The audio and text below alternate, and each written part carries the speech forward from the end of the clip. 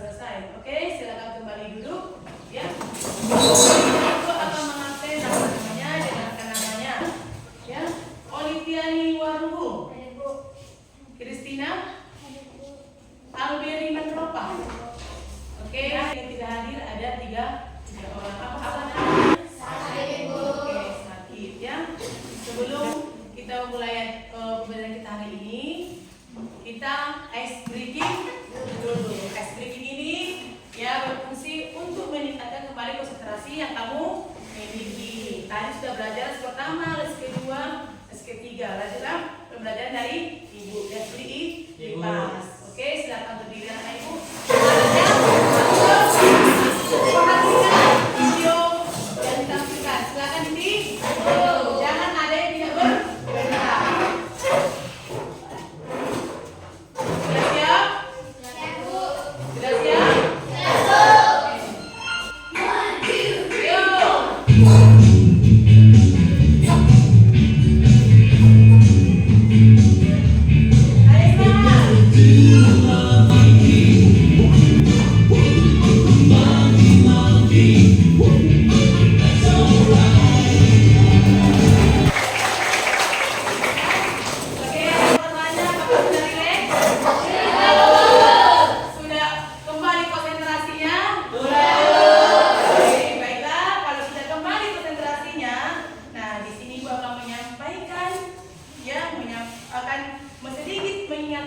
Kembali materi kita yang kita pelajari minggu kemarin. Di mana kemarin kita mempelajari mengenai ciri-ciri dari makhluk hidup dan perbedaan yang terdapat pada makhluk hidup. Jadi di sini ibu ingin menanyakan, ya kembali untuk menguji daya ingatmu. Apakah perbedaan antara ciri-ciri yang dimiliki oleh makhluk hidup? Ya dimulai dari pergianan. Perbedaan antara tumbuhan dengan hewan. Tumbuhan bisa berfotosintesis sedangkan hewan tidak bisa. Oke, kalau kamu manusia dengan hewan. Manusia dapat berkembang biak, berpindah tempat, sedangkan hewan dapat berpindah, bertumbuh dan berkembang biak. Yang lebih sempurna lagi, hewan memiliki pakuola sedangkan manusia tidak memiliki pakuola. Antara perbedaannya banyak perbedaan. Memang sama-sama dikatakan sebagai makhluk hidup, tetapi memiliki perbedaan dan persamaan. Memang hidup, manusia hidup, hewan hidup, tumbuhan juga hidup, tapi ada perbedaan. Sama kita, manusia juga memiliki sama-sama manusia, tapi ada perbedaannya. Perbedaan dari warna kulit, warna maras, ya kan, jenis kelamin, tapi tetap dikatakan sebagai manusia. Begitulah dengan tumbuhan lain, dengan makhluk hidup lain. Sama-sama makhluk hidup tapi memiliki persamaan dan perbedaan ciri. Oke, ya. Kemudian hari ini Ibu akan menyampaikan tujuan pembelajaran kita. Tujuan pembelajaran kita itu adalah dengan berdiskusi peserta didik mampu mengklasifikasikan, ya kan, mengklasifikasikan makhluk hidup berdasarkan peranannya. Berarti pembagian makhluk hidup berdasarkan guna dan fungsinya. Yang kedua, dengan berdiskusi peserta didik mampu menganalisis komponen biotik dan komponen aktif. Materi kita pada hari ini yaitu membahas mengenai makhluk hidup berdasarkan peranannya, ciri-ciri dari makhluk hidup. Baru kemudian itu adalah mengenai komponen biotik dan komponen aktif. Itulah materi kita. Apakah berhubungan dengan materi yang kemarin itu? Berhubungan. Oke, terima kasih banyak. Ya, langkah-langkah pembelajaran kita hari ini yaitu dalam ada 5 fase, ya, ada 5 fase. Fase pertama nanti kita akan dihadapkan pada orientasi masalah. Yang kedua nanti kita akan melakukan proses pengelompokan untuk menyelesaikan masalahnya. Baru yang ketiga nanti yang akan ada proses pembimbingan dan penyelidikan terhadap siswa dalam mengerjakan LKPD atau permasalahan yang ada di dalam LKPD. Yang keempat penyajian hasil karya. Yang kelima adalah pengoperasian dan penyimpulan. Ada 5 fase. Ibu harap semua aktif, semua ikut serta, tidak ada yang ngantuk, tidak ada yang tertidur. Ya, harus mendapatkan ilmu pada hari ini. Oke, paham anak ibu? Paham. Oke, sekarang kita menantikan terlebih dahulu soal pretest.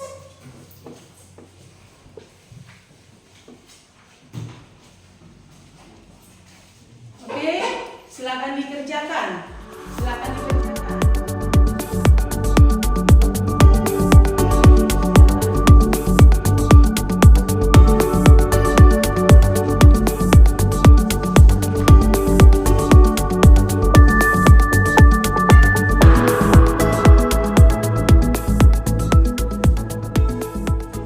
Lanjutlah kita langkah yang pertama, ya. Ibu akan menampilkan atau menyajikan sebuah video kepada kita semua. Nah, nanti silakan kamu analisis video tersebut, ya kan? Analisis, buatlah informasi apa yang kamu ketahui mengenai video tersebut akan ditampilkan, ya. Silakan diperhatikan. Ibu kasih waktu 20 menit untuk menganalisis penyajian video tersebut. Oke? Apakah informasi yang terdapat di dalam penyajian video ini? Komponen apa di dalamnya? Ya kan? Ini adalah video cacing tanah. Dari penyajian video tersebut, ya kan tadi aku suruh kalian untuk menganalisis informasi apa yang kalian dapatkan dari penyajian tersebut dan komponen-komponen apa yang terdapat dalam video tersebut. Nah, dari sekarang ibu minta salah satu dari kalian untuk menyampaikan informasi yang didapatkan. Kerliana. Informasi yang saya peroleh dari hasil analisis video tersebut adalah video yang menyajikan tentang cacing tanah yang hidup di dalam tanah, berbentuk tabung, makan bahan organik hidup dan mati. Sistem pencernaan berjalan melalui panjang tubuh, melakukan respirasi melalui kulit. Cacing tanah memiliki sistem transport ganda, terdiri dari cairan selom dan bergerak dalam selom yang berisi cairan dan memiliki sistem peredaran darah tertutup sederhana. Iya, merasa penjelasannya sudah bagus, ya kan? Ini sudah bagus mengenai analisis dari video penampakan cacing tanah. Jadi sekarang masuklah kita pembelajaran selanjutnya adalah pembentukan kelompok. Ibu minta satu kelas ini membentuk 5 kelompok. Ya, kelompok. Silakan dibentuk dalam bentuk 5 kelompok. Kelompok 1, kelompok 2. Nah, di sini ibu akan membagikan yang LKPD atau dengan lembar kerja peserta didik. Nanti sini, ya kan, ada beberapa permasalahan-permasalahan yang harus kamu diskusikan dengan kelompok ini, ya. Silakan kamu kerjakan LKPD-mu, pelajari bagus-bagus. Kemudian silakan melakukan diskusi dengan kelompokmu, ya. Amati masing-masing bergambar, isilah dengan jawaban yang benar dan tepat. Perhatikan, diskusikan dengan kelompokmu, pecahkan masalah-masalah atau soal-soal yang terdapat di dalam LKPD masing-masing kelompok. Ibu bagian LKPD-nya ya. Kelompok 1, kelompok 2. Ya. Ibu harap semua ikut berpartisipasi. Ibu harap semua ikut menyelesaikan soal-soal yang terdapat di dalam lembar kerja peserta didik atau kelompok. Semua aktif. Cari jawaban yang paling baik. Di sini perhatikan ya. Di sini ada alamat link. Ini sudah ibu bagi. Ya, di sini sudah ibu bagi di grup kelas. Silakan kamu buka linknya ini untuk materi atau menambah literasimu untuk menyelesaikan masalah yang terdapat di dalam LKPD-mu. Ya, silakan dikerjakan kerjasama tim. Ya, perhatikan di soal nomor 1 di situ ada gambar, ya kan? Gambar, amati, cermati, baru kamu isi kolom di bawahnya. Baru jawab lagi pertanyaan-pertanyaan yang dibawa oleh gambar tersebut, ya. Kemudian pada soal yang kedua juga ada gambar, ya. Silakan kalian amati, kalian cermati, ya. Gali lagi mengenai informasi dari soal-soal tersebut. Silakan dikerjakan dengan semaksimal mungkin.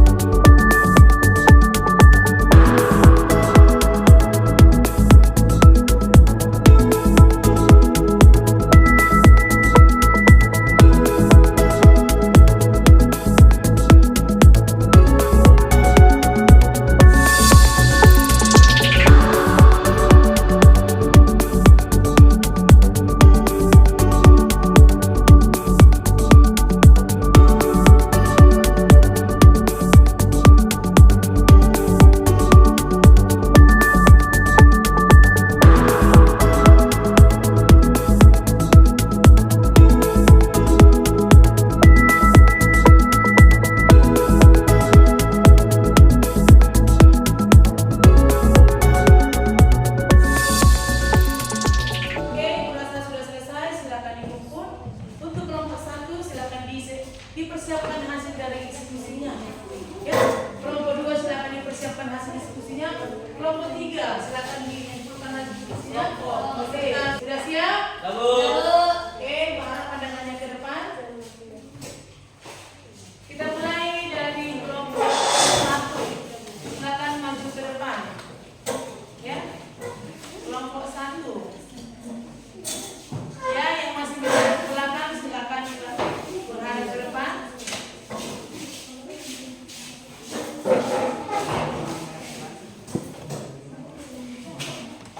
Kelompok 5 sudah selesai.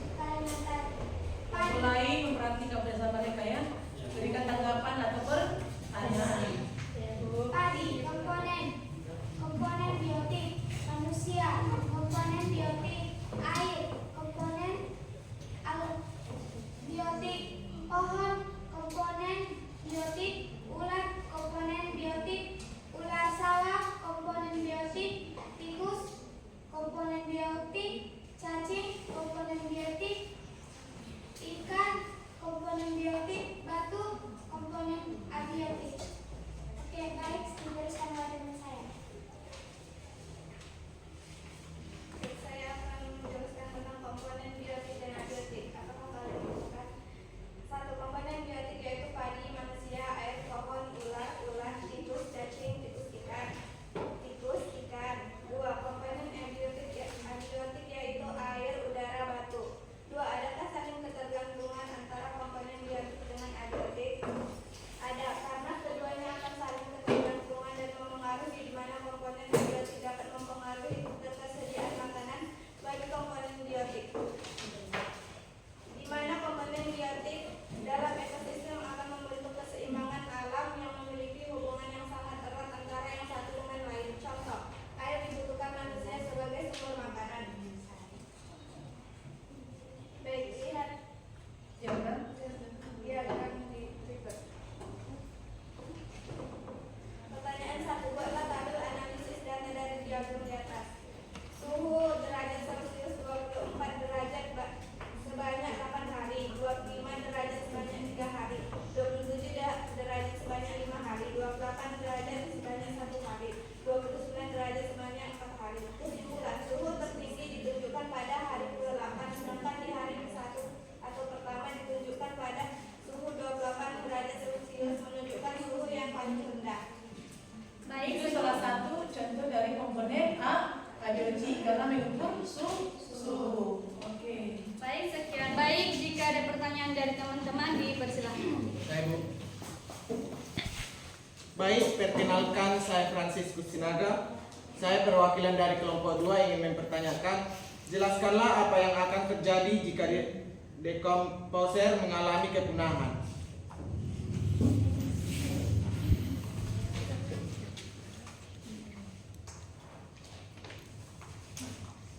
Silakan dijawab untuk kelompok 1. Baik, saya akan menjawab dari pertanyaan kelompok 2. Jelaskan apa yang akan terjadi jika dekomposer mengalami kepunahan.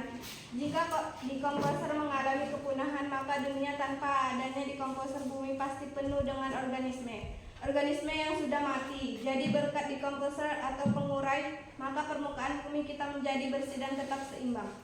Baik, Jelas ya? Jika tidak ada dekomposer, bumi bagaimana? Akan kotoran, ini tidak ada pengurangan. Sudah jelas dari kelompok 1? Sudah, Bu. Berikan tepuk tangan. Silakan duduk. Demikianlah tadi masing-masing kelompok sudah maju ke depan untuk mempersatukan hasil dari diskusi dari kelompoknya. Jadi sini Ibu akan memberi tambahan sedikit materi yang dipelajari, di mana materi kita mengenai klasifikasi makhluk hidup berdasarkan peranannya, ya, peranannya terbagi menjadi 3. Apa yang pertama? Konsumen, dekomposer atau pengurai. Iya, dekomposer atau pengurai. Ini adalah pembagian makhluk hidup berdasarkan peranannya, gunanya di dalam bumi ini. Terbagi menjadi 3. Produsen, konsumen, dan dekomposer. Ya, di mana produsen adalah si penyedia makanan, di mana konsumen adalah makhluk hidup yang membutuhkan makanan dari makhluk hidup lain, di mana dekomposer adalah pengurai dari sisa-sisa dari makhluk hidup. Ya kan? Di mana komponen biotik adalah komponen yang hidup, sedangkan komponen abiotik adalah komponen tidak hidup. Komponen biotik apa contohnya? Manusia, hewan, tumbuhan, bahkan mikroorganisme yang paling kecil. Sedangkan abiotik adalah komponen tidak hidup. Contohnya apa? Udara, batu, air, tanah, apa lagi? Dan lain. Oke, sesuatu yang bergerak, bernapas, masuk ke dalam makhluk hidup yang tidak bergerak, tidak pernah adalah benda mati. Paham untuk hari ini? Jadi apa kesimpulannya? Kesimpulannya adalah klasifikasi makhluk hidup terbagi menjadi 3. Pertama,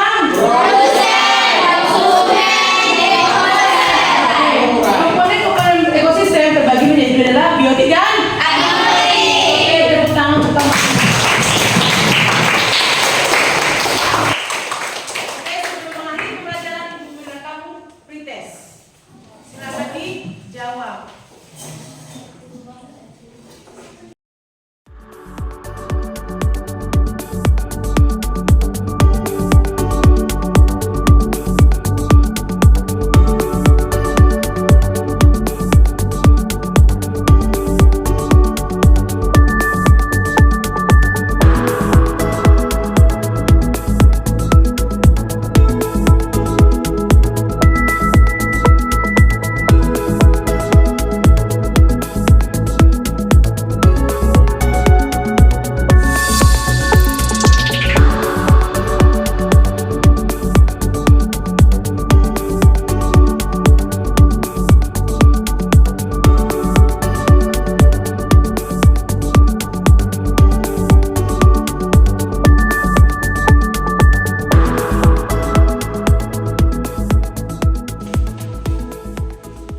Oke, silakan dikumpul. Silakan dikumpul.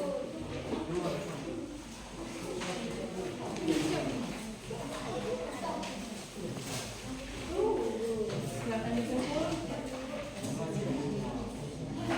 Silakan kembali ke kursi masing-masing karena pembelajaran tadi sudah selesai. Silakan kembali ke kursi masing-masing.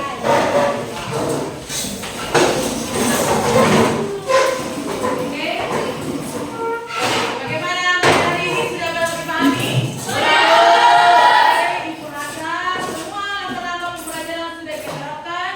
Ya, semua permasalahan sudah bisa diselesaikan secara berdiskusi. Jadi begitu akhir pembelajaran kita pada siang hari ini. Ya, meminta salah satu program kelas untuk memimpin doa sebelum kita pulang. Semuanya berdiri.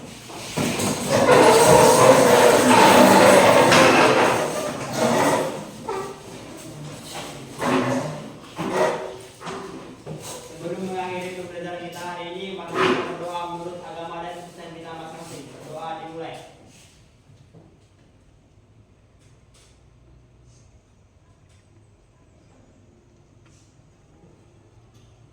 Berdoa selesai.